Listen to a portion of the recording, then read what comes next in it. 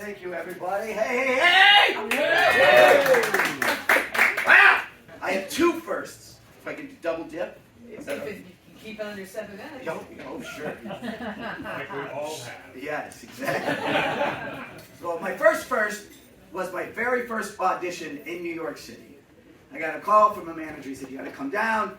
There's this big movie. They like your stuff. They want you to do the monologue about you talking about pornography with your girlfriend and trying to share it. And it's really funny and it's dark. You should do it. And I said, okay, great. So I get down there.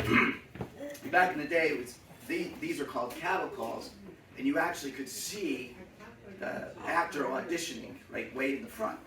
And I was like, okay, first audition, why not? So I watched the guy, and he's amazing. He's talking about his marriage and the birth of his son, and he starts crying because he loses it all to drugs and alcohol. And it's like, people are crying, people are standing up and clapping, and I'm like, oh my God, that's me do like a comedy thing here. This is kind of crazy. So I said, as an actor, I'm going to watch the next person and be hypercritical, right? That's what we do. So this next guy goes up, and he does kind of the same thing, except he's single, Wall Street guy, tons of money, snort cocaine off midgets' asses, and then he loses it to drugs and alcohol, and he starts crying, and I'm like elbowing people. I'm like, watch. He's going to start crying now. He's basically copying the other guy. Ooh, drugs, ooh, drinking, Like, why would you do that, man? That's like bullshit, right? This woman grabs my arm. She goes, what are you doing? I said, I'm here for the audition. She goes, you're at an AA meeting. The audition's on the second floor. Yes, I was heckling. Oh, drinking! He's going to cry! So my second story, quick again. My first booking as an actor was on Law and Order. And I don't really mean it to my LA people, but my LA people are like, took you long enough. What the fuck? It's the only show in New York. It's not that easy, right? So when you book a Law and Order, you know, they put the little titles like whatever it is. I'm an auto mechanic, and I move the story along, right? So I have to go to Yonkers as the auto mechanic. But my own description of this booking was, I'm not a dick, but dick things happen to me. Can anybody agree with that? We're all not dicks, but dick things happen to us, right? So my agent goes, okay, you're going to Riverside Drive. There's a van there. It's going to take you to Yonkers, right? So I get there early, because why? I'm not a dick, right?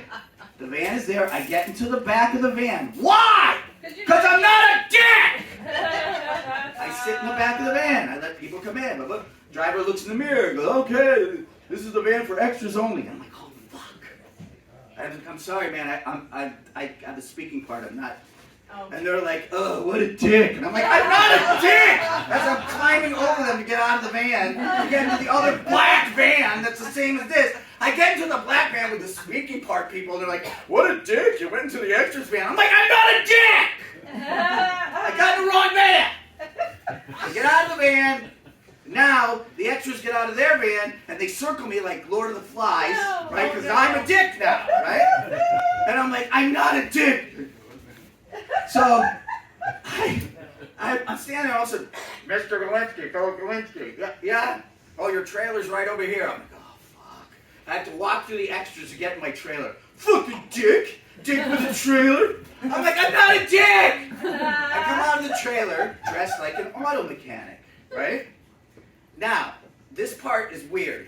Oh, no. Not everything else wasn't, but this is weird. So, I'm doing the scene with the two main cops. I forget who they are. They're both blonde, I forget. But we're doing the blocking, and all of a sudden she takes out her gum and gives it to the other cop and says, try this tastes weird. And I was like, oh! And they're like, action! And I'm like, oh, right? So it's weird. It's just a sidebar of whatever the fuck was going on. So anyway, it was just weird. So we finished the scene really quick, right? Everybody's happy. It's 3 o'clock in the afternoon.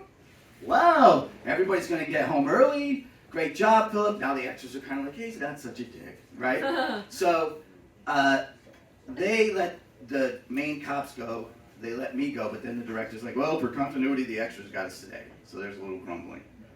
And I'm like, oh, shit. So I talked to the driver and I said, hey man, we're gonna get, he's going, it's just you and me. We'll take the Henry Hudson down. And I said, oh, that's cool. I said, where do you drop people off? I said, well, it's just you and me. And usually I drop them off at Chelsea Piers. And I said, well, I live on 11th and Bleecker. Could you drive me home? And he's like, yeah, sure. I'll take you door to door. So I'm about to get into the van, and all the extras hear that I'm getting driven home. They go to craft services and are taking buns and butter and throwing it at me. As I'm driving, I'm like, I'm not a dick! And I'm trying to get into the van. And I get in. And we get out. I make it. I make it home. Because why? I'm not a dick, right? But dick things happen to me. Ben, your elevator 13 years later, fucking Eddie, all this, it comes full circle. 3 weeks later, I go down to where the mailbox is in my apartment, and I'm like waiting for the mail, and the mail lady's like, what are you doing? I said, well, what are you doing? She goes, hardly anything. I mean, I don't really, I come here, I deliver the mail, then I play Asphalt 9 on my phone, and I chill out.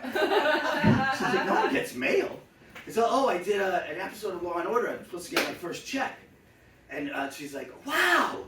She goes, you're on Law & Order? I said, yeah. She goes, that show's still on?